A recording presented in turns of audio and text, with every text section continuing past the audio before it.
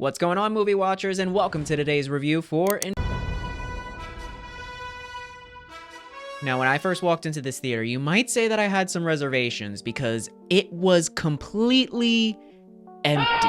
However, I am beyond grateful for the fact that this was a solo experience because it would have been incredibly awkward having to risk small talk while a child is stabbing a grown man. You know, like the casual, oh, this movie is crazy, right? As people are getting it on right on the screen. And worse yet, having to share their popcorn because we're both here to see the exact same movie. At this point, what's yours is mine, and what's mine is yours, and what's yours is really mine. The empty theater was a blessing in disguise because I managed to be able to talk to myself throughout this entire movie and not get a single judgmental look. And if you don't believe that this movie would be an awkward theater experience with a guest or somebody, then why don't you go ahead and listen to this audio note I took while I was witnessing the most insane scene I had seen on a screen. They legit just showed this guy peeing. Someone comes up behind him. He says, I need a minute.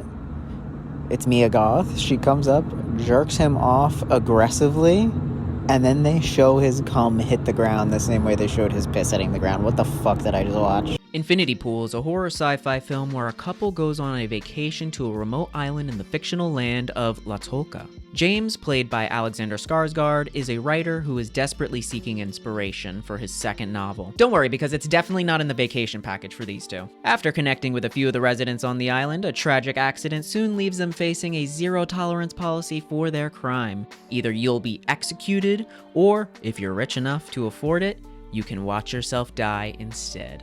Right out of the gate, I have to say that this movie is absolutely not for everybody. There's a combination of hedonism and violence within this movie that the filmmakers intentionally use in order to get the audience to look at them as synonymous in a way. If you're easily upset by anything that's vulgar or disturbing, then just know that this movie is definitely not for you and you should go see Puss in Boots or something that'll put a smile on your face because this movie wants your jaw on the floor. I mean, the amount of things that they get away with an R rating instead of an NC-17 rating is kind of crazy. Overall, I thought this was a very well-made movie, and in fact, the story was so engaging that it made me not care about the fact that I was coping with the images that it was forcing down my eye sockets. There were some things for me that didn't land story-wise, but nothing that hindered the movie from actually getting its points across. I thought the concepts that were being toyed with were interesting, and when I got out of the theater, I described the movie to my girlfriend in a way that I hoped that she would understand, and I feel like it'll make sense in this video as well. The story of this movie felt like a combination of the show Severance and the film X. Along with the unconventional style of filmmaking from Brandon Cronenberg, it really just made a spectacle that I could not find myself looking away from. I thought the performances in here were all fantastic too, but a standout is easily Mia Goth.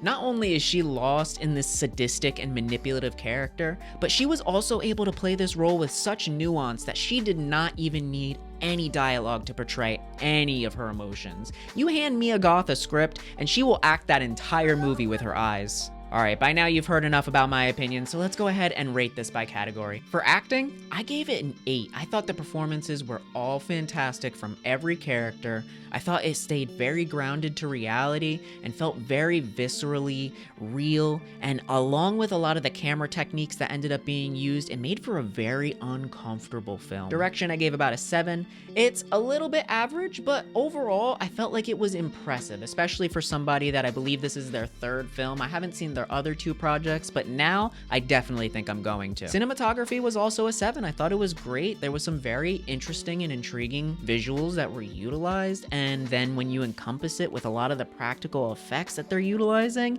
it just is an amalgamation of fucking chaos. Editing, I gave about a 6. There were some scenes that just felt pretty slow paced and I felt like they could have picked it up.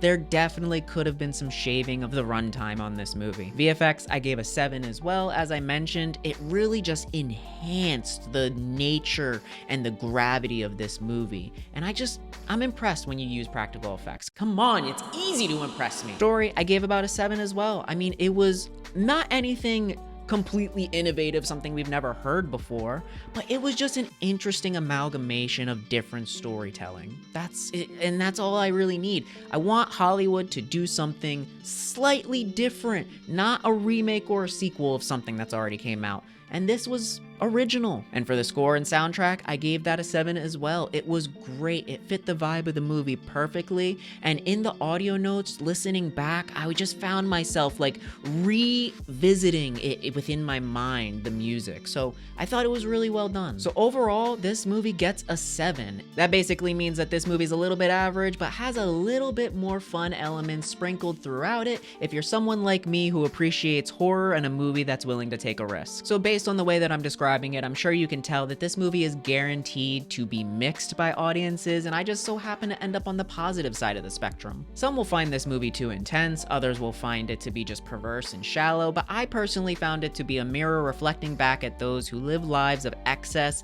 and privilege without any regard of who they affect as they're crossing their path.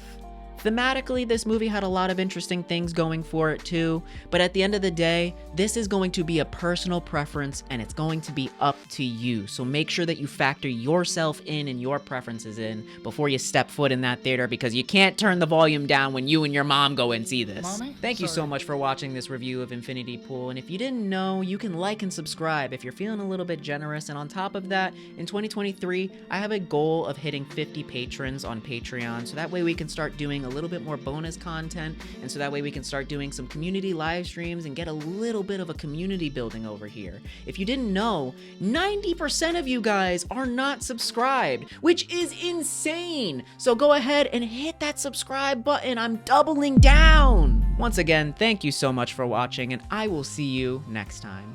Bye.